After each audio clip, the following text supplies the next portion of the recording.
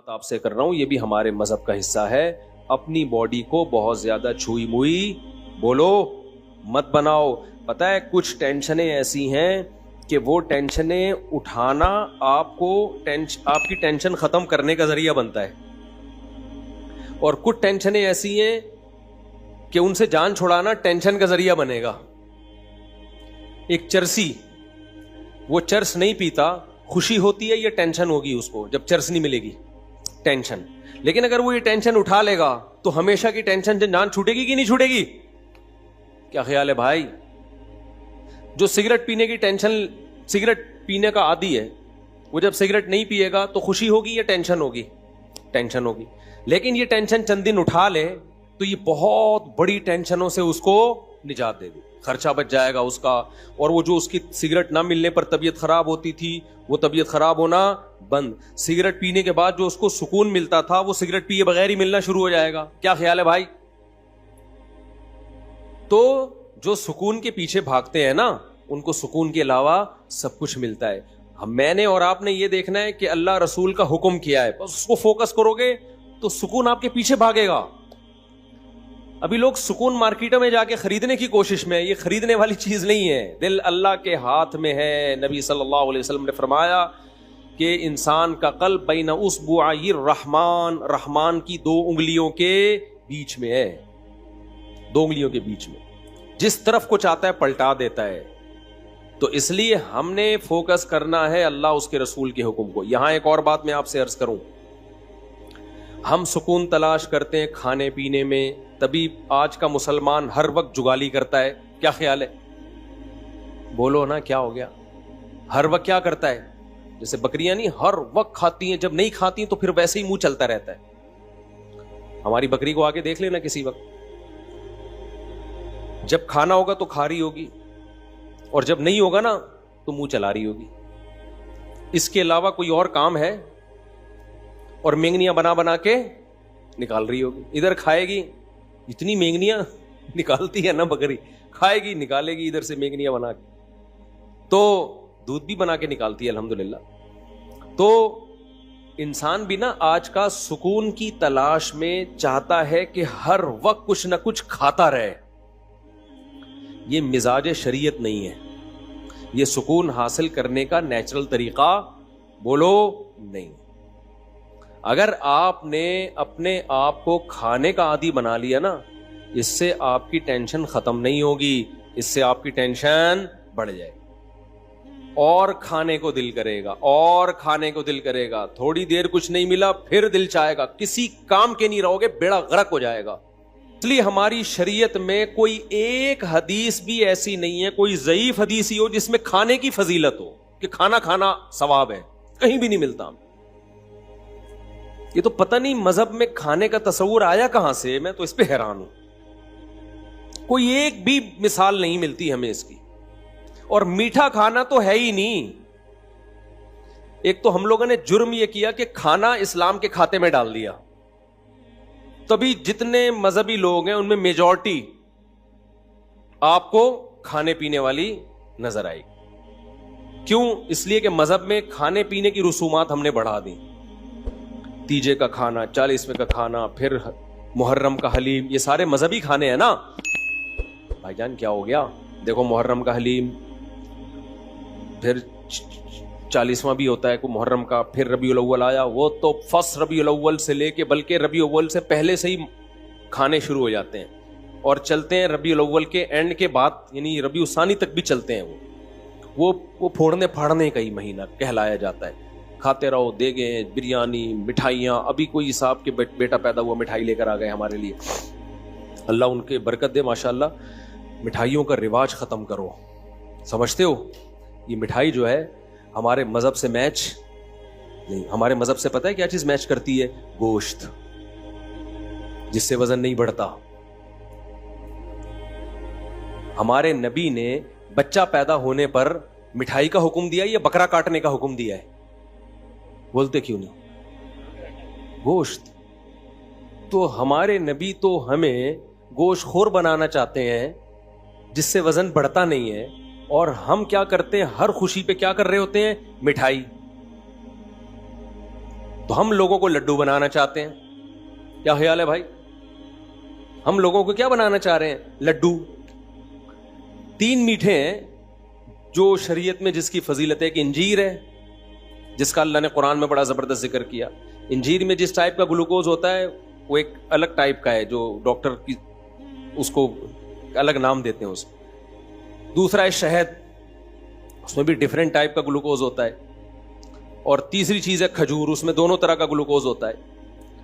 تو اس کے علاوہ تو ہمیں نہیں ملتا کوئی. ادھر سے آپ صلی اللہ علیہ وسلم نے کوئی جلیبی کبھی کھائی ہو، یا کبھی آپ صلی اللہ علیہ وسلم نے برفی کھائی ہو، مٹھائیوں کے نام ہیں ہی نہیں. کھا لیں آپ، ہم بھی کبھی کبھار کھا لیتے ہیں. اس پہ مذہب کا لیبل بولو. یہ میرا بیان جو ہے نا، آپ کہیں گے مفتی صاحب کس ٹائپ کا بیان لے کے بیٹھ گئے ہو آپ. یہ میں وہ باتیں آپ کے سامنے کر رہا ہوں جو ہماری سوسائٹی کی نیڈ ہیں. دیکھو اسلام کی خوراکوں پہ اگر غور کرو گے نا تو پتا چلے گا کہ اسلام آپ کو ایکٹیو بنانا چاہتا ہے، اسلام آپ کو سست نہیں بنانا چاہتا. ہمارے جو دیندار حضرات ہیں یا مسلم قوم ہے، ان کی خوراکیں ایسی ہیں کہ یہ کمبخت چست ہو ہی نہیں سکتے. تو جو چست نہیں ہو سکتا وہ مذہب پہ کیسے عمل کر سکتا ہے؟ نہیں آ رہی میرا خیال ہے بات. مذہب میں نا سستی منع ہے. نبی صلی اللہ علیہ وسلم نے فرمایا اللہم انی اعوذ بک من الجبن ومن الکسل، اے اللہ بزدلی سے بھی تیری پناہ مانگتا ہوں اور سستی سے بھی تیری پناہ مانگتا ہوں. اسلام ایک پورا پیکج ہے. اگر سستی سے نبی نے پناہ مانگی ہے، سستی کو کی حوصلہ شکنی کی ہے، تو یہ ہو سکتا تھا اسلام آپ کو خوراکیں وہ کھلائے جو آپ کو کولیسٹرول کا ڈبہ بنا دیں، سست بنا دیں، اور پھر چستی کی ترغیبیں دے. اس کا مطلب دیکھو ایک ڈاکٹر ورک شاپ کروا رہا ہو اور آپ کو ایکٹیو رہنے کے طریقے بتا رہا ہو، اور پھر ہر ایک کے سامنے رسگلے کے ڈبے لا کے رکھ دیے ہوں، تو آپ کہیں گے ڈاکٹر صاحب آپ کی باتوں میں اور آپ کے ایٹیٹیوڈ میں تضاد ہے، یہ دونوں آپس میں ملتی نہیں. اور آسان مثال، ایک ڈاکٹر آپ کو کینسر کے خلاف موٹیویٹ کر رہا ہو، سمجھا رہا ہو کینسر بہت خطرناک ہے، کینسر سے دور بھاگو، کینسر سگریٹ سے ہوتا ہے، کینسر موٹاپے سے ہوتا ہے، کینسر فلانی چیز سے ہوتا ہے، کینسر ڈمکانی چیز سے ہوتا ہے. اس کے بعد پھر سٹا لگا رہا ہے بیٹھ کے، اور آپ گئے ایک ڈبہ آپ کو بھی پکڑا ہے گولڈ لیف، یہ لیجیے کیٹو کنگ سائز فلٹر، ہمارے دور میں یہی ایڈ آتے تھے، اب پتہ نہیں کیا آ رہے ہیں، یہ کھائی. آپ بولو گے ڈاکٹر صاحب وہ کیا تقریر تھی وہ جو آپ گھنٹوں سے کر رہے تھے؟ تو ڈاکٹر کیا اصل میں مجھے لیکچر کے پیسے ملتے ہیں، تو لیکچر تو میں نے دینا ہے بھائی، اس لیکچر کے تو مجھے پیسے ملتے ہیں تو وہ تو میں نے دینا تھا، اس لیے باقی اب یہ ہمارا آپس کا معاملہ ہے، ہم سگریٹ پیتے ہیں کہ نہیں پیتے. تو آپ بولو گے ٹھیک ہے، پھر آپ ایک ایز اے لیکچرار بہت ایک اچھے ہیں، آپ ایز اے موٹیویشنل اسپیکر آپ کی 2 ٹکے کی حیثیت نہیں ہے، آپ تو لوگوں کو ڈی موٹیویٹ کر رہے ہیں. تو آپ مجھے ایک بات بتاؤ، ہمارے نبی صلی اللہ علیہ وسلم اگر خوراکیں ہمیں وہ بتاتے جو ہمیں سست بنائیں اور ترغیب ہمیں چست رہنے کی دیتے، تو کیا آپ اللہ کے پیغمبر ہوتے؟ بولتے کیوں نہیں، پھر ہوتے اللہ کے پیغمبر نہیں. آپ کو پتا ہے یہ جو کھانا پینا ہے نا، یہ ہمارے مذہب کا بہت اہم ٹاپک ہے، یہ ہلکا نہیں ہے. نماز روزہ تو ہے ہی، اسلام کے 5 ارکان وہ تو ہیں ہی، لیکن نماز روزے پر آنے کے لیے اور اپنی زندگی میں شریعت کو لانے کے لیے اور بھی کچھ پیکج دیے پیغمبر صلی اللہ علیہ وسلم نے. جب تک ان پیکیجز کو ہم اختیار نہیں کریں گے، اسلام پہ چلنا ہمارے لیے ممکن نہیں ہوگا. اس کی مثال میں آپ کو دیتا ہوں. اسلام میں بے جا غصہ، بلا وجہ غصہ، یہ ہر وقت توے پہ بعض لوگ جیسے بیٹھے رہتے ہیں نا غصے میں، یہ اچھی خصلت ہے یا بری خصلت ہے؟ قرآن کہتا ہے والکاظمین الغیظ، نیک لوگ غصے کو کیا کرتے ہیں؟ پیتے ہیں. اب ایک طرف اسلام کہہ رہا ہے کہ غصہ بری چیز ہے، کبھی کبھار تو ٹھیک ہے، ضرورت بھی ہوتی ہے، وہ نیچرل بھی ہے. بلا وجہ چھوٹی چھوٹی باتوں پہ ایک دم ناک پہ مکھی بٹھا کے رکھنا ہر وقت، بعض لوگوں کی عادت ایسی ہوتی ہے جیسے ابھی ایک دھماکے سے پھٹ جائیں گے وہ نا، تو یہ بری خصلت ہے. کیا خیال ہے؟ تو جب بھی کوئی عالم بزرگ غصے کا علاج کرے، جس کے پاس آپ جاؤ، تو وہ غصے کے دونوں پہلوؤں پہ غور کرے گا. کہ ایسا تو نہیں ہے کہ آپ کو غصہ کسی روحانی وجہ سے آ رہا ہو, آپ میں تکبر ہے. غصہ جس کو زیادہ آتا ہے نا, دو وجوہات ہوتی ہیں. ایک روحانی وجہ کا مطلب اس میں تکبر ہے, اس کے اندر اس کو یہ غلط فہمی ہو گئی ہے کہ میں بہت نیک ہوں. بعض لوگوں کو اپنے بارے میں یہ خوش فہمی ہو جاتی ہے کہ میں بہت نیک.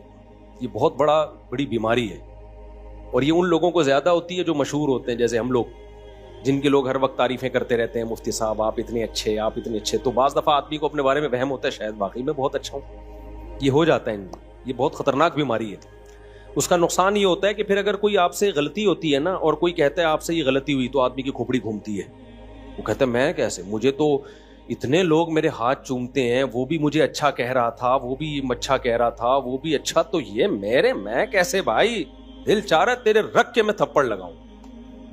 بھائی جتنا بھی اچھا ہو جائے, یہ کسی کتاب میں لکھا ہوا ہے کہ اب آپ سے کوئی غلطی نہیں ہو سکتی. یہ کسی کتاب میں لکھا ہوا ہے, لکھا ہوا بھی ہوتا تو وہ کتاب میں غلط لکھا ہوا ہے, اس کا مطلب ہے, ٹھیک ہے نا.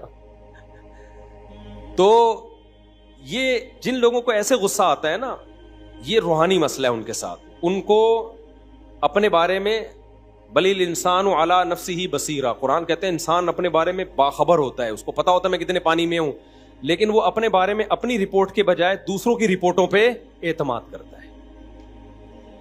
لوگ کہہ رہے ہیں بھائی بہت اچھا, تو وہ اپنے بارے میں خوش فہمی میں. یہ بہت مسئلہ مذہبی اسکالرز کے ساتھ بھی ہوتا ہے, اور جو بھی اس طرح کے ذرا مشہور لوگ ہوتے ہیں نا, ان کے بگڑنے کے چانس زیادہ ہوتے ہیں. وہ وہم ہو جاتا ہے کہ میں بہت, ایک صاحب تھے, انہیں کوئی بوڑھا بھی ذرا سی نصیحت کرتا نا تو وہ بہت غضبناک ہوتے ہیں. یہ بھی نہیں دیکھتے کہ یار بوڑھے کا تو تھوڑا سا یہ عمر میں آپ سے زیادہ ہے, ٹھیک ہے علم میں نہیں ہوگا, لیکن عمر کا بھی تو کوئی خیال ہوتا ہے نا. ایک نوجوان عالم کو جب کوئی بوڑھا تنبیہ کر رہا ہو تو اس عالم کو اپنے علم کو ایک طرف رکھ لینا چاہیے, اس بوڑھے کے بڑھاپے کا خیال کر لینا چاہیے کہ یار بڑے بزرگ ہیں, چھوڑو ڈانٹ کھا لو تھوڑی دیر کے لیے. تو وہ جو ان عالم کو نا بہت زیادہ غصہ آتا تھا, کوئی بھی نصیحت کرے بہت زیادہ غصہ آتا تھا. تو میں بڑا پریشان تھا کہ یار ان مولانا کو ہو کیا گیا ہے, کوئی ذرا سی بات کرتا ہے ایک دم ایسے, اور بات بھی صحیح کر رہا ہوتا ہے وہ. تو کسی نے بڑا اچھا تبصرہ کیا, انہوں نے کہا اصل میں ان مولوی صاحب کو اپنے بارے میں یہ وہم ہو گیا ہے کہ میں بہت نہیں. بعض دفعہ ہو جاتا ہے, انسان ہے, تو یہ وہم دور کرنے کی ضرورت ہے کہ حضرت آپ کو بہت زیادہ نیک نہیں ہے, ایسے ہی ہیں جیسے سب لوگ ہوتے ہیں. اب اس کا مطلب یہ نہیں کہ آپ علماء کو جا کے بتانا شروع کر دیں حضرت آج ہمیں پتہ چلا آپ اتنے ہیں نہیں. تو آپ کا کام علماء سے عقیدت محبت ہی ہے, سمجھ رہے ہو. ہاں کوئی واضح غلطی نظر آئے 2 اور 2 4 کی طرح, تو اس پہ ایک دفعہ تنبیہ کر دی جائے, لیکن خود عالم کی تو ذمہ داری ہے نا وہ اپنے بارے میں غور کرے, حد سے زیادہ خوش فہمی میں مبتلا نہ ہو. تو غصہ ختم کرنے کا ایک روحانی بھائی یہ وجہ ہے. تو جو بزرگ ہوں گے, سچی مچی کے بزرگ ہوں گے, وہ آپ کے اس ٹیکنیکل فالٹ کو دور کریں گے, آپ کے اندر سے خود پسندی کو ختم کریں گے. بھائی نارمل رہو, جیسے سارے ہیں نا ایسے ہی بن کے رہو. دوسرا, غصے کا بعض دفعہ سبب کوئی روحانی سبب نہیں ہوتا, جسمانی سبب ہوتا. آپ بلڈ پریشر کے مریض ہیں تو ظاہر ہے آپ کو بات بات پہ بولو غصہ آئے گا. تو جو اللہ والے بزرگ ہوں گے وہ آپ کے غصے کے علاج کے لیے یہ بھی کہیں گے کہ بھائی ڈاکٹر کو بھی دکھاؤ, کوئی جسمانی بیماری تو نہیں ہے کہ ہر تھوڑی دیر کے بعد آپ کی رگ پھڑکنا شروع کر دیتی ہے, بیٹھے بیٹھے ایسا لگتا ہے جیسے کسی نے نیچے سے چولہا جلا دیا ہو. کیا خیال ہے بھائی؟ بعض لوگ ہوتے ہیں بیٹھے بیٹھے نا ایسا لگتا ہے کوئی چولہا جلا کے چلا گیا ہے, آرام سے بیٹھے ہوئے تھے ایک دم پتہ نہیں کیوں پھٹکنا شروع ہو گئے. ہوتا ہے کہ نہیں ہوتا؟ تو وہ کیا ہے بھائی, یا تو بلڈ پریشر کی بیماری ہے, یا اعصابی کمزوری ہے, پٹھے کمزور ہو گئے ہیں, مسل کمزور ہو گئے ہیں, برداشت ختم. بڑھاپے میں غصہ زیادہ آتا ہے, تبھی تو اللہ نے بوڑھے والدین کے بارے میں کہا کہ اگر وہ جھڑکیں تو آگے سے اف مت کرو, کیونکہ بوڑھے ہو گئے ہیں, اب ان میں برداشت ختم ہو گئی ہے. تو غصے کا آپ کی صحت سے بہت گہرا تعلق ہے. تو اب مجھے ایک بات بتاؤ, جو یہ چاہتا ہے کہ میں جنت میں جاؤں اور بلا وجہ غصہ نہ کروں, تو شریعت کے اس حکم پہ چلنے کے لیے اس کو اپنا روحانی علاج بھی کرانا پڑے گا. روحانی سے وہ ٹوپی ڈراموں والا عاملوں کا نہیں, ان کو تو خود علاج کی ضرورت ہے. تو اب مجھے ایک بات بتاؤ, جو جہنم سے بچنا چاہتا ہے اس کو اپنے غصے پہ کنٹرول کرنا پڑے گا کہ نہیں پڑے گا؟ تو کیا اس کے لیے صرف روحانی علاج، یہ روحانی سے مراد تکبر ختم کر دے، دنیا کی محبت ختم کر دے، صرف یہ کافی ہوگا؟ یہ جسمانی علاج کی بھی ضرورت ہے کہ نہیں ہے؟ یقیناً ہے، جسمانی علاج کی بھی ضرورت ہے۔ تبھی تو ہمارے نبی صلی اللہ علیہ وسلم نے عبادت میں اعتدال کا حکم دیا، فرمایا تمہاری جان کا بھی تم پر حق ہے۔ بعض صحابہ پوری رات نماز پڑھتے تھے تو نبی نے ان کو منع کیا، وجہ اس کی کیا ہے؟ بھائی آپ کی صحت خراب ہوگی تو آپ کا گھر والوں کے ساتھ ایٹیٹیوڈ خراب ہوگا، آپ ڈپریشن میں کوئی الٹا کام کرو گے جا کے۔ فوجیوں میں دیکھو نا، رات کو ٹائم پہ سلایا جاتا ہے، وہ سلانا بھی گورنمنٹ کی طرف سے پابندی ہے، سوئے گا تو، ان کو پتا ہے نہیں سوئے گا صبح اٹھ کے کیا کرے گا۔ جو جنگ لڑنے والے ہوتے ہیں یا جہاں بھی سیکیورٹی کا مضبوط نظام ہوتا ہے نا، تو اس میں ملازمین کو سلانا بھی پابندی ہوتی ہے، سونا۔ ہم جب مدرسے میں پڑھتے تھے نا تو ہم پہ یہ بھی پابندی تھی کہ آپ نے اتنے بجے لازمی سو جانا ہے۔ مجھے یاد ہے میرے استاذ بہت زیادہ اس بات پہ سختی کرتے تھے کہ دوپہر قیلولہ کیا ہے کہ نہیں کیا۔ ان کو پتا ہوتا ہے ان کمبختوں نے اگر دوپہر نہیں سوئے نا تو یہ پڑھیں گے نہیں، پھر یہ تھکے تھکے رہیں گے، پڑھائی میں دل نہیں لگے گا ان کا۔ تو یہ خوب سمجھ لیں، مذہب پہ چلنے کے لیے، اللہ کو راضی کرنے کے لیے جیسے روحانی بیماریوں کا علاج کرنا ضروری ہے، ایسے ہی جسمانی بیماری کا علاج بھی ضروری ہے۔ اس کے بغیر آپ مذہب پہ نہیں چل سکتے۔ تو جیسے غصہ اسلام میں بری چیز ہے، خوش اخلاقی اچھی چیز ہے۔ نبی صلی اللہ علیہ وسلم نے فرمایا قیامت کے دن میرے سب سے قریب وہ ہوگا جس کے اخلاق سب سے اچھے ہوں گے۔ تو کیا مطلب سارے بلڈ پریشر کے مریض نبی کے ساتھ ہوں گے قیامت کے دن؟ بولو نا بھائی، نہیں، بلڈ پریشر والوں کا وہ تو کہاں ہوں گے، وہ تو اچھے اخلاق ان کے بہت مشکل ہے نا۔ اسی طرح یاد رکھو، ہاں ایک اللہ کی طرف سے بیماری مسلط ہو گئی، اس پہ تو پھر صبر کا ثواب ملتا ہے۔ وہ تو اللہ کی، جیسے ایوب علیہ السلام ساری زندگی بیمار رہے ہیں، اس میں ایوب علیہ السلام کا قصور نہیں تھا، وہ بیماری کس کی طرف سے تھی؟ اللہ کی۔ اور علماء کہتے ہیں ایسی بیماری میں صبر کی توفیق بھی ملتی ہے، جس میں انسان کی اپنی حماقت نہ ہو، بلکہ یہ کس کی طرف سے ہو؟ اللہ کی طرف سے ہو۔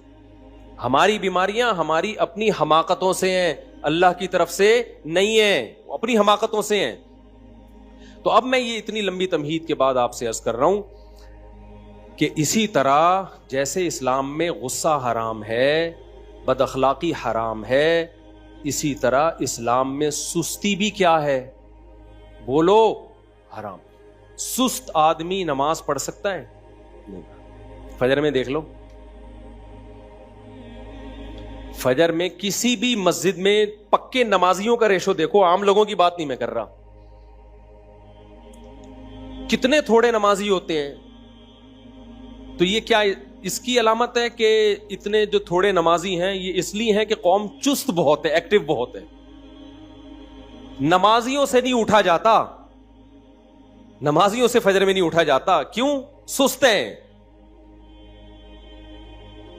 اور بہت سارے کام ہمارے دیکھ لو، ایک کام نہیں ہے، صرف نماز پڑھ کیسے رہے ہوتے ہیں، ایسے پڑھ رہے ہوتے ہیں۔ ایک صاحب کو میں نے دیکھا نماز پڑھ رہے ہیں، ایک ٹانگ پہ پورا زور،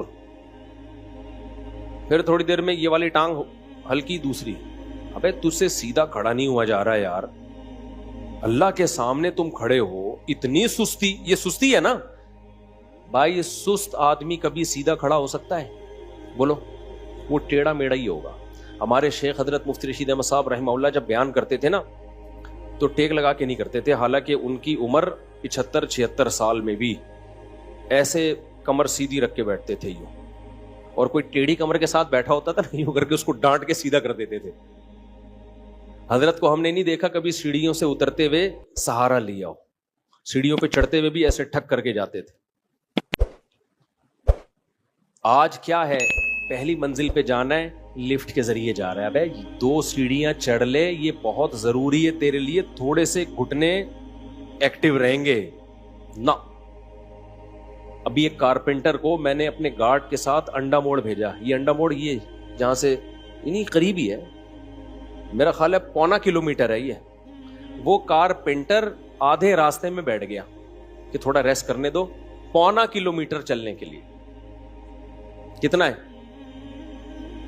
100 میٹر نہیں، 100 میٹر سے تھوڑا زیادہ ہے. چلے اس پہ ہم بعد میں ڈسکس کریں گے. وہ بیٹھ گیا بیچ میں، جوان آدمی. تو یہ قوم کی حالت ہے، تو یہ جہاد کرے گی؟ یہ جہاد کرے گی؟ تو سستی اسلام میں بری چیز ہے. چستی کیا ہے؟ میں بھی چستی پہ اتنے بیانات کر رہا ہوں، آپ یہ نہ سمجھے مفتی صاحب پتہ نہیں کتنے ایکٹیو ہوں گے، ہم بھی آپ جیسے ہی ہیں، لیکن بات تو وہی کریں نا جو ٹھیک ہو. کیا خیال ہے؟ تو اب مجھے ایک بات بتاؤ، جب ہمیں صحابہ میں کوئی سس نہیں ملتا، اور اتنی قربانیاں سس لوگوں کا کام ہے ہی نہیں جو قربانیاں صحابہ نے دی. خالد بن ولید نے روم اور فارس کے بخی ادھیڑ کے رکھ دیے تھے. ہمارے مجاہدین جو ماضی میں ہم لوگوں نے دنیا فتح کی ہیں، فرانس تک پہنچ چکی تھی ہماری فوجیں، اور ادھر فتح کرتے کرتے شام، اور ادھر ایسٹ کی طرف انڈونیشیا، ملیشیا، یہ ساری اسلامی سلطنتیں یہ تو بہت پہلے اسلام میں داخل ہو چکی ہیں. کابل تک مسلمان فوجیں حضرت عثمان کے دور میں آ چکی تھیں، وہاں صحابہ کی قبریں ملتی ہیں. ازبکستان، آذربائیجان، یہ سب حضرت عثمان کے دور میں فتح ہو چکا تھا. تو یہ سس لوگوں کا کام ہو سکتا ہے؟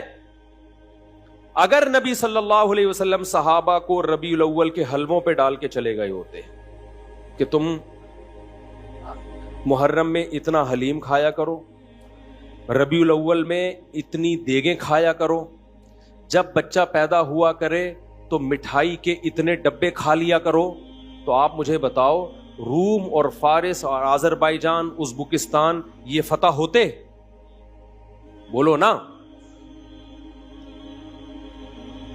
تو مذہب پہ چلنا ممکن ہی نہیں ہے سست آدمی کے لیے، سمجھ رہے ہو نا. اس سے فجر میں اٹھا جائے گا، اٹھ کے آئے گا تو ایسے لگے گا جیسے قبر سے کسی نے مردہ اکھاڑا ہوا ہے.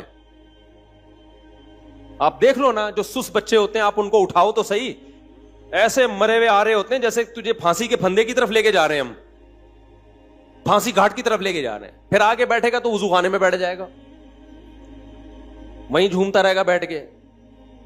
پھر وضو خانے سے اس کو اٹھاؤ گے، آگے کھڑا ہوگا، پھر عجیب اسٹائل سے کبھی ایک پاؤں پہ سہارا لے کے ادھر، کبھی ادھر، کبھی پھر ناک میں کھجا رہا ہے، کبھی کان میں انگلی گھما رہا ہے. نہ نماز میں خشوع و خضوع، نہ وضو تمیز سے ہوگا اس کا. عجیب. تو یہ کیا ہے بھائی؟ یہ کسی کام کا نہیں ہے، یہ امت پہ بوجھ ہے، یہ نمازیوں کو بدنام کر رہا ہے. بوڑھا امام ہوتا ہے نا، بوڑھا امام، وہ بیچارہ سمجھ میں آتا ہے کہ رکوع میں گیا دیر، اللہ اکبر کہہ دیا اور رکوع میں جانے میں دیر ہو گئی، سجدے میں جانے میں دیر ہو گئی، سجدے سے اٹھنے میں دیر ہو گئی. بوڑھے ہوتے ہیں وہ تو مجبور ہیں بیچارے، بڑھاپے میں ہو جاتے. میں نے جوان امام دیکھے ہیں سجدے میں جا رہے ہیں، اللہ اتنا لمبا اللہ اکبر کہ پبلک سجدے میں پہلے پہنچ چکی ہے، امام صاحب ابھی راستے میں پہنچے. یار آپ تو 30-35 سال کے ابھی ینگ ہو، آپ اتنا لیٹ پہنچ رہے ہو، سردے میں اتنا لیٹ پہنچ رہے ہو. اور چلو شادیوں میں دولہا اپنی شادی میں لیٹ آتا ہے، میں تو نکاح پڑھاتا ہوں نا یہاں، دولہا لیٹ آدھا گھنٹہ 1 گھنٹہ. میں کہتا ہوں جس کمبخت کو اس کی شادی موٹیویٹ نہیں کر سکی ٹائم پہ پہنچنے کے لیے، وہ باقی کون سے کام ٹائم پہ کرے گا؟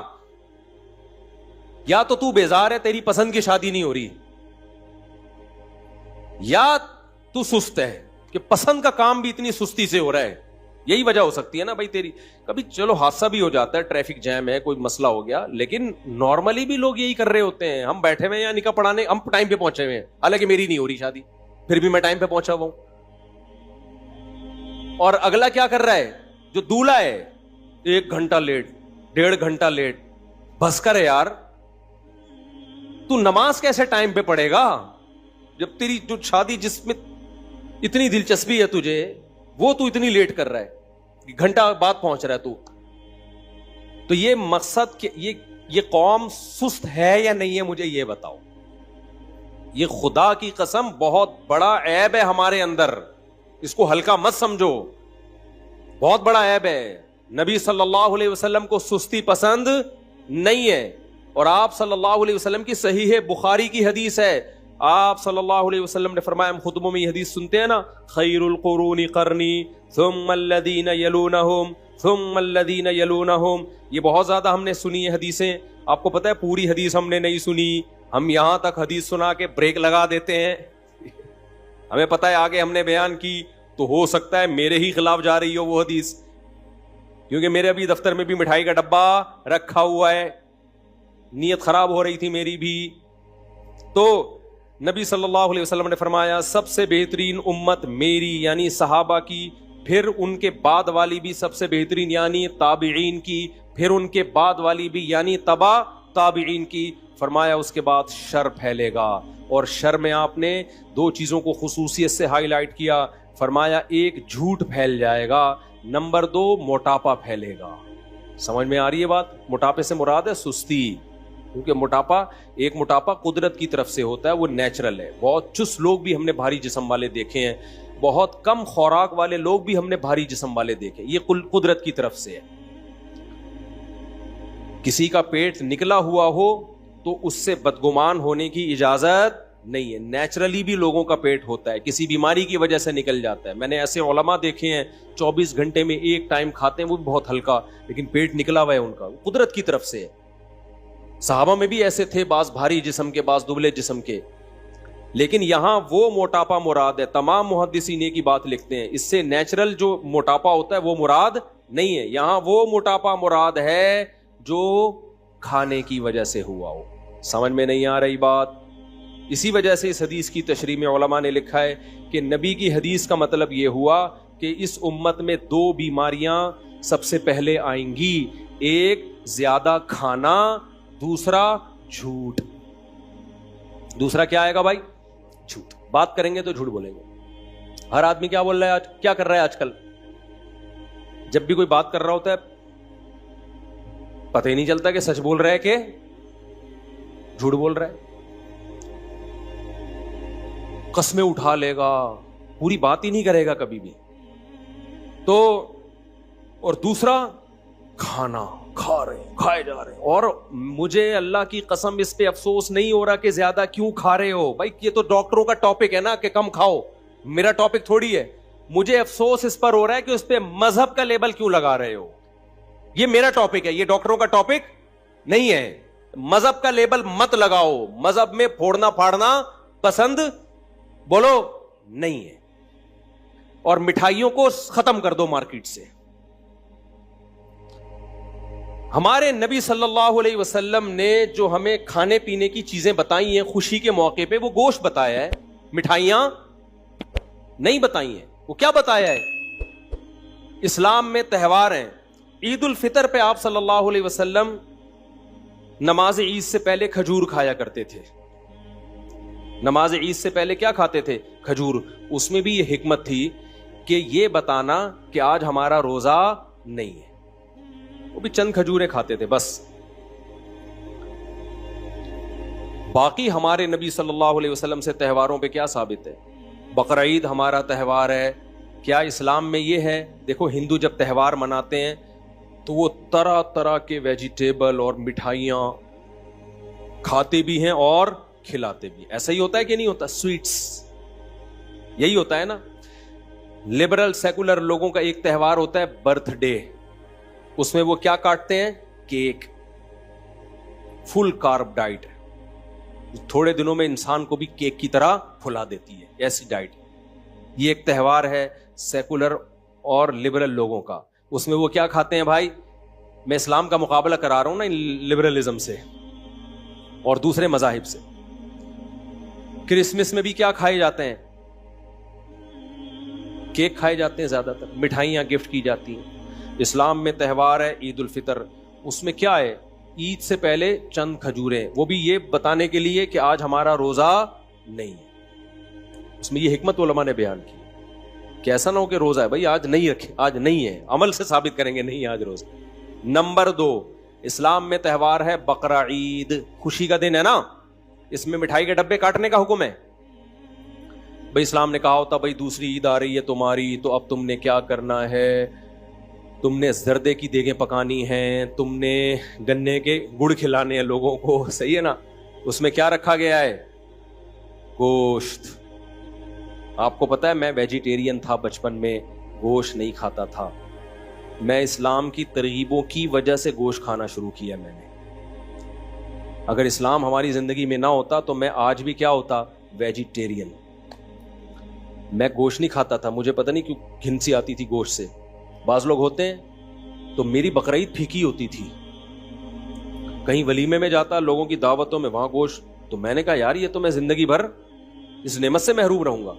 तो 15 साल की उम्र में फिर मैंने अपने आप को जानकर आहिस्ता आहिस्ता गोश्त का आदी बनाया है कि हमारे मजहब में तो जितनी रसूमात हैं खाने पीने की वो सारी गोश्त ही से मुताल्लिक हैं, तो फिर हम तो मजहबी हो ही नहीं सकते सही तरीके से। अब बकरीद में भी हम खिचड़ी खा रहे होते थे बैठ के, तो ये तो अजीब सा लगता था हमें, सारे दुनिया गोश्त खा रही है, हम क्या खा रहे हैं, खिचड़ी। तो मैंने फिर अपने आप को आदी बनाया है। तो इसका मतलब इस्लाम ने मुझे क्या बनाया है, गोश्तखोर। समझते हो कि नहीं समझते हो? मुझे गोश्तखोर बनाने वाला कौन है? इस्लाम है। अगर इस्लाम में मिठाइयां होती ना तो आज मैं मिठाई खोर होता, गोश्तखोर ना होता। और मैं फिर पता है यहां आपके सामने बैठा हुआ होता, 4 आदमियों के बराबर होता। मेरे लिए एक अलग से वो बनाया जाता है यहां तक, और मैं कम होता, यानी उसमें मैं कम होता और मेरा जुस्सा ज्यादा होता, मेरी बॉडी ज्यादा होती उसमें। तो एक बकरीद है इस्लाम में, उसमें भी क्या है, बोलो, गोश्त।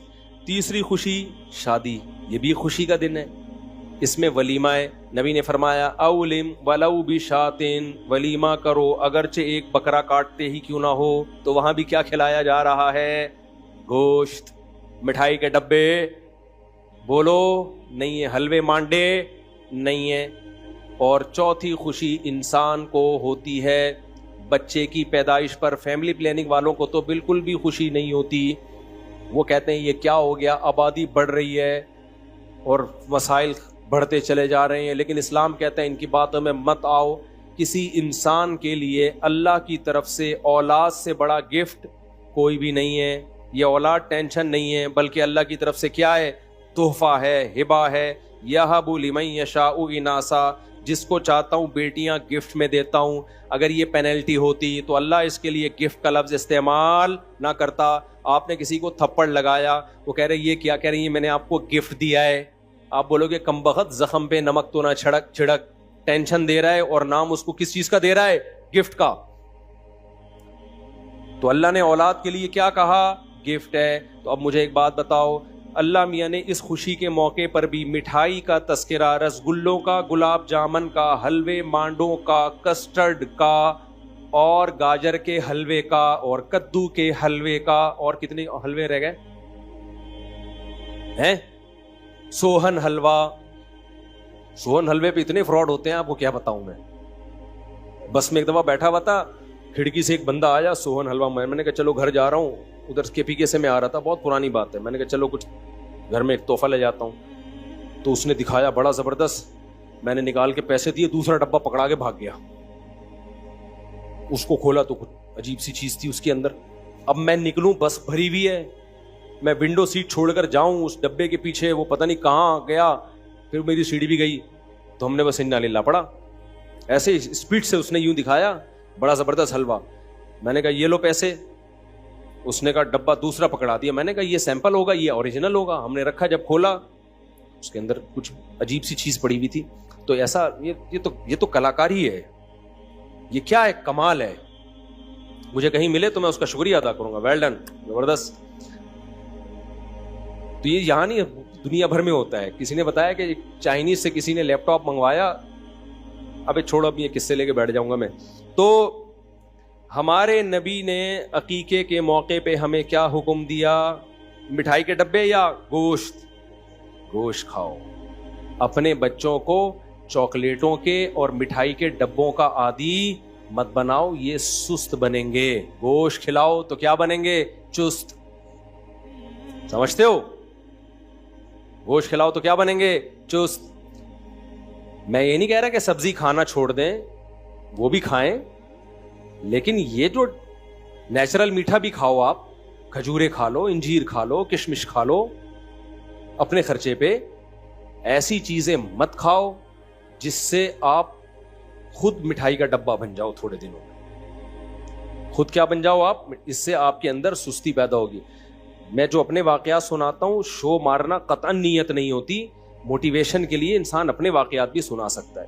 دیکھو آپ کو میں ایک عجیب بات بتاؤں, 20-25 سال پرانی بات بتا رہا ہوں آپ کو میں, بلکہ اس سے بھی زیادہ. میں نے 20-25 سال سے شربت نہیں پیا ہوگا, شاید ایک آدھ دفعہ کبھی پی لیا ہو, بہت زیادہ 2-4 دفعہ پی لیا ہوگا. یہ جو شربت نہیں ہوتا چینی کے شربت, چاہے وہ روح افزا ہو, چاہے وہ نورس ہو, چاہے وہ کوئی اور شربت ہو, چینی والا کوئی بھی شربت,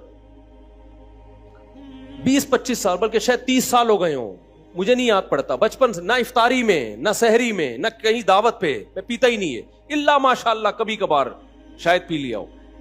کیوں؟ کیا مجھے اتنی عقل تھی؟ میں نے کیا یوٹیوب پہ کلپ دیکھے تھے؟ مجھے تو ظاہر ہے کچھ بھی نہیں, بچپن میں انسان کو کیا پتا ہوتا ہے. مجھے یاد ہے میں نے ایک دفعہ افطاری میں شربت پیا تو مجھے محسوس ہوئی سستی. شربت پینے کے بعد مجھے لگا کہ میرا دماغ کیا ہو رہا ہے, ٹن. کراچی میں اس کو کیا کہتے ہیں؟ ٹن. اچھا بچے تو ایکٹیو ہوتے ہیں, کھیلتے ہیں, کودتے ہیں, مجھے لگا کہ یار وہ ایکٹیونیس نہیں ہے. تو یہ کیوں ہو رہی ہے؟ آج کیا ایسا کھایا ہے ہم نے؟ بچوں میں اتنی کھوپڑی ہوتی نہیں ہے. مجھے محسوس ہو رہا تھا کہ یار یہ جب شربت پیو تو باڈی میں وہ ایکٹیونیس رہتی نہیں ہے. تو مجھے خود یہ بات سمجھ میں آئی کہ یار ایسی چیز میں کیوں استعمال کروں کہ 3-4 سیکنڈ کا مزہ ہے اور اس کے بعد دماغ ہر وقت سستی سے بھرا رہتا ہے. آپ افطاری میں 2-3 گلاس شربت پیو تو دیکھو حالت کیا ہوتی ہے انسان کی, ایسا پڑا ہوا ہوتا ہے, دائیں بائیں گر رہا ہوتا ہے. تو مجھے خیال ہوا کہ یار ایسا کام ہم کریں کیوں کہ 2 سیکنڈ کا مزہ ہے اور اس کے بعد جسم میں چستی ہی ختم ہو جاتی ہے. اور جسم میں جب چستی ختم ہوتی ہے نا تو انسان ڈپریشن میں بھی جاتا ہے, کیونکہ بیٹھ کسی کام میں دل نہیں لگتا اس کا, سوا اس کا حل یہی کہ بس سو جائے. تو اب کیا سوتے ہی رہے سارا دن؟ تو اس وقت اللہ نے مجھے یہ عقل دی کہ بھائی یہ پینے کے بعد سستی پیدا ہو رہی ہے, لہذا یہ کام کرنے کا نہیں ہے. مجھے کسی ڈاکٹر نے نہیں بتایا, کسی حکیم نے نہیں بتایا, نہ میں نے کسی کو مشورہ دیا کہ یہ کام مت کیا کرو. کیوں؟ میں نے اس لیے مشورہ نہیں دیا, میں نے کہا ضروری تو نہیں جو میری باڈی کے ساتھ ہو رہا ہے وہی دوسرے کے ساتھ بھی ہو رہا ہو.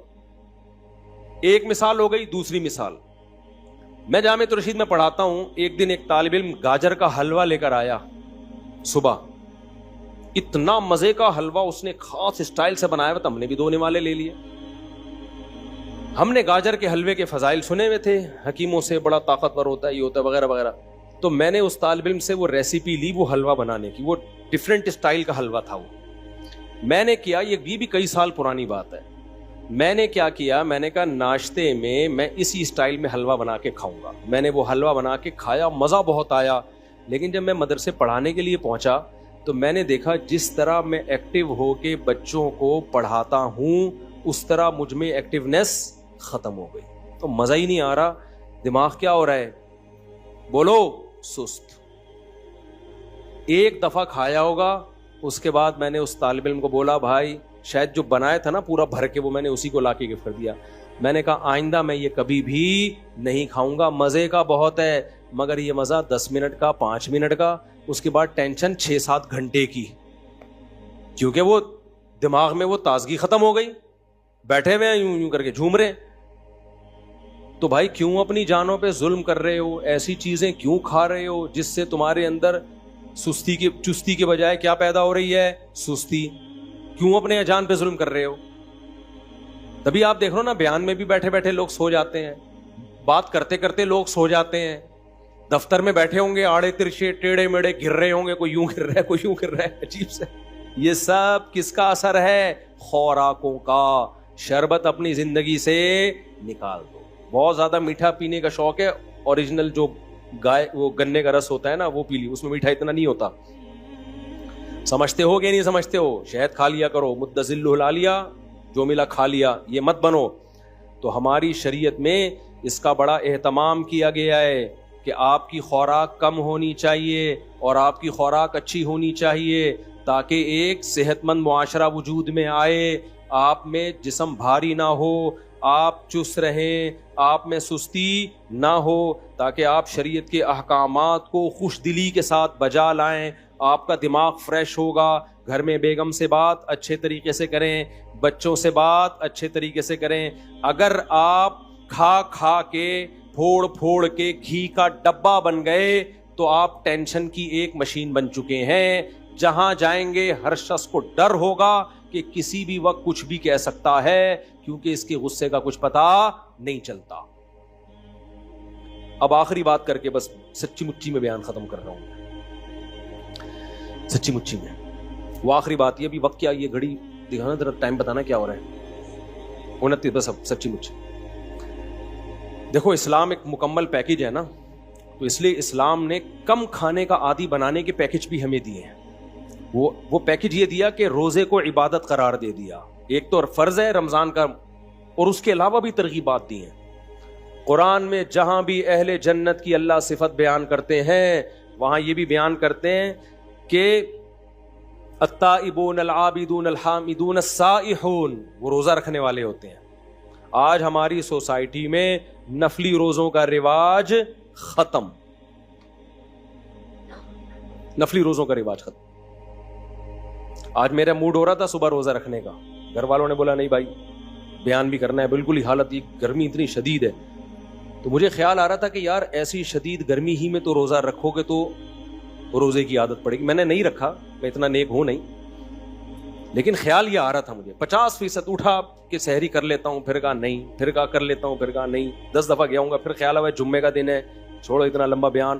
کیونکہ ابھی جو ہم لوگوں نے 9 محرم, وہ 9 ذی الحجہ کا جو روزہ رکھا نا, اس میں حالت پتہ ہی ہوگا کیا ہوئی ہے. بچے ہمارے اوندھے پڑے ہوئے تھے اثر میں سارے, بہت ہی حالت خراب ہوئی ہوئی تھی. لیکن آپ اور مجھے, ہم سب کو چاہیے ہم اپنے آپ کو محنت اور مشقت کا عادی بنائیں. گرمیوں میں روزے رکھا کریں, چند دن تکلیف ہوگی, اس کے بعد کیا ہو جائے گی عادت. ایسا مزہ آئے گا نا کہ مزہ نہ آئے پیسے واپس. یہ پتا چل جائے گا کہ یار کم کھا کے بہت اچھا جیا جا سکتا ہے. چند دن میں ٹینشن ہوگی. میں نے اتوار کو ایک دفعہ بیان کیا, لوگوں کو میں نے بتایا, بیان میرا ہو رہا تھا 9:30 بجے رات کو. اس میں نے لوگوں کو یہ بات کہی کہ میں نے کل رات 10:30 بجے کھانا کھایا تھا, اس کے بعد سے اب تک کھانا نہیں کھایا. 24 گھنٹے ہو گئے تھے کھانا کھائے. تو میں نے کہا دیکھو میں 1.5-2 گھنٹے سے کتنا بول رہا ہوں, حالانکہ میں نے کھانا کب کھایا تھا 24 گھنٹے سے زیادہ نہیں, 1 گھنٹہ, 23 گھنٹے ہو چکے تھے مجھے کھانا کھائے ہوئے. تو یہ نہیں کہ میرا روزہ تھا, میں نے زیادہ نہیں, سوری روزہ بھی تھا. زیادہ کیا کیا ہے, افطاری میں ایک لیمن اور شہد ڈال کے پانی پی لیا, چند کھجوریں کھا لی, 2-4 کھجوریں بس. تو آپ تجربہ کر کے دیکھو نا, تجربہ کر کے. سحری تو کی نہیں تھی اس دن, کیونکہ رات 10:30 بجے کھانا کھایا تو سحری کی نہیں. اگلے دن جا کے افطاری میں, کیونکہ بیان تھا میرا افطاری کے فوراً بعد, اگر میں کھانا کھاتا تو بیان کے قابل نہیں رہتا. کھانا کھاؤ گے تو ٹن ہو جاؤ گے نا. تو ہم نے کیا کیا, شہد کا شربت بنا کے اس میں تھوڑا لیمن ڈالا اور پی گئے ہم, اور 1 آدھ کھجور کھا لی ہوگی. چائے کی مجھے چونکہ عادت ہے, بہت خراب عادت ہے, آدھا کپ سٹا لگا لیا ہم نے چائے کا, فٹ فاٹ ہو گئے, بیٹھ گئے. اتنا لمبا بیان کیا, کوئی کمزوری نہیں, کوئی ویکنیس نہیں. پھر چونکہ مغرب سے عشاء تک لمبا بیان ہوا, تو عشاء کے بعد جا کے پھر وہی تھوڑا سا پانی جو لیمن کا بچا ہوا تھا, شہد, اچھا لیمن کو بھی 2-3 گھنٹے پانی میں ڈال دیں, تھوڑا کڑوا ہو جائے, وہ زیادہ اچھا ہوتا ہے, وہ پی لیا. اس کے بعد پھر 1 گھنٹہ بیان. لوگ سمجھ رہے تھے مفتی صاحب کوئی بہت پہنچے ہوئے ہیں, اتنا اسٹیمنا. نا, ہم کوئی بہت اسٹیمنا نہیں ہے. میں یہ واقعہ آپ کو اس لیے سنا رہا ہوں کہ جتنا ہم پھوڑتے ہیں اتنا پھوڑنا ہمارے لیے ضروری نہیں ہے. میرے جیسا باریک آدمی جو بہت زیادہ اچھی صحت نہیں ہے, آپ سے ہو سکتا ہے کم ہی صحت ہو, اتنا کم کھا کے اتنا سروائیو کر پا رہا ہوں, تو یہ میری اس کی علامت نہیں کہ بہت اچھی صحت ہے, یہ اس کی علامت ہے کہ ہم پھوڑ بہت زیادہ رہے ہیں. آپ تجربہ کر کے دیکھو, ہو سکتا ہے مجھے 1 گلاس پینا پڑا ہو, آپ 2 گھونٹ میں بھی چل جاؤ. آپ نہیں آئی میرا خیال ہے بات سمجھ. ہو سکتا ہے مجھے جو ہے نا 2 گھنٹے بیان کے لیے 1 گلاس لیمن کا شربت پینا پڑا, شہد کا شربت, وہ والا شربت نہیں چینی والا, وہ تو پھر پی کے ٹن نہیں ہو جاتے. تو آپ جب کرو گے نا آپ کی صحت ہم سے اچھی ہوگی. آپ کو اس سے بھی کم 2 کھجوریں بھی کھا لو گے تو آپ چل جاؤ گے. تو میرے بھائی یہ جو پھوڑنا پھاڑنا, صبح بھی پھوڑ رہے ہیں, دوپہر بھی بھر بھر کے پھوڑ, کھا نہیں رہا, کھانا نہ بولا کرو, غصہ آتا ہے مجھے. لوگ کہتے ہیں میں کھانا کھا کے آ رہا ہوں. بس کرو یار, جھوٹ بولنے کی بھی کوئی حد ہوتی ہے. کھانا کھا کے نہیں آ رہے تم, کھانا پھوڑ کے آ رہے ہو. کھا کے نہیں آ رہے ہو تم, جھوٹ بول رہے ہو, تم پھوڑ کے آ رہے ہو کھانا. تو جھوٹ کی بھی کوئی حد ہوتی ہے, اس کو کھانا تھوڑی بولتے ہیں. تو یہ کرنا پڑے گا میرے بھائی. تو نفلی روزوں کی عادت ڈالو. ایام 20 کے روزے ہیں, 13, 14, 15 جمعرات اور پیر کا روزہ. اور پھر حدیث میں یہ بھی آتا ہے, نبی صلی اللہ علیہ وسلم روزے رکھنے پر آتے تو رکھتے چلے جاتے, چھوڑنے پر آتے تو چھوڑنے. ڈاکٹر کہتے ہیں 21 دن کسی خوراک کا عادی بنا دیا جائے تو یوز ٹو ہو جاتا ہے. تو آپ کیا کرو, چند دن روزے رکھو, اس کے بعد اپنی خوراک کو کنٹرول کرو. جتنی اوٹ پٹانگ چیزیں ہیں نا, چینی, مٹھائیاں, برفیاں, لڈو, جلیبیاں, میں بھی کھاتا ہوں کبھی کبھار, جلیبی کبھی کبھار کھاتا ہوں, یہ سب کبھی کبھار میں کوئی حرج بھی نہیں ہے. تو یہ سب اپنی زندگی سے کیا کر دو, بولو, نکال. تو آپ دیکھو یار تھوڑے دنوں میں, اور پسینہ نکالا کرو اپنا. میرے دیکھو پوری کمر بھیگی ہوئی ہے پسینے سے. کیا ہوا, کو مر گیا میں؟ ڈاکٹر پتہ ہے کیا کہتے ہیں, ORS بہت ضروری ہے, اس سے ڈی ہائیڈریشن ہوتا ہے. بھائی ٹوپی ڈرامے ہیں, ہونے تو دو ڈی ہائیڈریشن, عادی بناؤ. تھوڑی سی گرمی لگی ایک دم نمکیات پینا شروع, نہیں یار آپ روٹی کھاؤ گے نا اس میں ہوتے ہیں نمکیات. بہت زیادہ چھوئی موئی بننے کی بالکل بھی ضرورت نہیں ہے. ہاں اس گرمی میں تھوڑا ایک احتیاطاً رکھ لو کہ بالکل ہی مرنے نہ لگے, کہیں ایسا نہ ہو. تو اپنے آپ کو عادی بناؤ میرے بھائی. ہمارا مذہب تعیش پسندی ہمیں نہیں سکھاتا. ہمارا مذہب ہمیں کیا سکھاتا ہے, چستی سکھاتا ہے. اور وہ خوراک کو تبدیل کیے بغیر ممکن نہیں ہے. لڈو پھوڑنے, مجھے مٹھائی کے ڈبے مت دیا کرو اللہ کا واسطہ, میں کھاتا نہیں ہوں. میں مٹھائی کا ڈبہ فوراً کیا کر دیتا ہوں, پارسل کر دیتا ہوں, اپنے دشمنوں کو کھلاتا ہوں. میں جس پہ مجھے غصہ ہوتا ہے میں کہتا ہوں اس کو کھلاؤ. ایسا, یہ میں مذاق کر رہا ہوں, ایسا نہ ہو کسی کو میں نے مٹھائی کھلائی ہو تو وہ بولے اچھا یار مفتی صاحب کو ہم سے دشمنی ہے. تو یہ ہمارے مذہب کا, اس سے آپ میں کنٹرول پیدا ہوگا. مسلمان پوری دنیا میں اسلام کو بدنام کر رہے کھا کھا کے. ہماری صحتیں انگریزوں سے اچھی ہونی چاہیے تھی کہ نہیں ہونی چاہیے تھی؟ ان سے اچھی ہونی چاہیے تھی. نبی نے فرمایا المؤمن القوی احب الی اللہ من المؤمن الضعیف, طاقتور مومن اللہ کو کمزور مومن سے زیادہ محبوب. آپ صلی اللہ علیہ وسلم فرمایا کافر 7 آنتیں بھر کے کھاتا ہے, مومن صرف 1 آنت بھرتا ہے. آج الٹا ہو گیا, کافر تھوڑا سا کھائے گا, مومن کھائے گا نہیں بلکہ پھوڑے گا. صحیح ہے نا؟ تو یہ ہمارے مذہب کا حصہ ہے. کنٹرولنگ پاور جب بڑھے گی نا تو پھر باقی برائیاں بھی چھوٹیں گی آپ سے. کنٹرول ہی نہیں ہے, دسترخوان کو دیکھ کے بہک جاتا ہے تو پھر گناہ کو دیکھ کے بھی بہکے گا. تبھی تو اللہ نے گناہ چھڑوانے کے لیے روزے رکھوائے ہیں کہ تاکہ تمہارے اندر تقوی پیدا ہو. تو اللہ تقوی پیدا کرنے کے لیے کھانا چھڑواتے ہیں کہ جو کمبخت کھانے پہ کنٹرول نہیں کر سکتا وہ نظر پہ بھی کنٹرول نہیں کر سکتا, وہ زبان پہ بھی کنٹرول نہیں, وہ جھوٹ بھی بولے گا. اللہ تعالی ہمیں سمجھنے کی عمل کی توفیق عطا فرمائے. وما علینا الا البلاغ.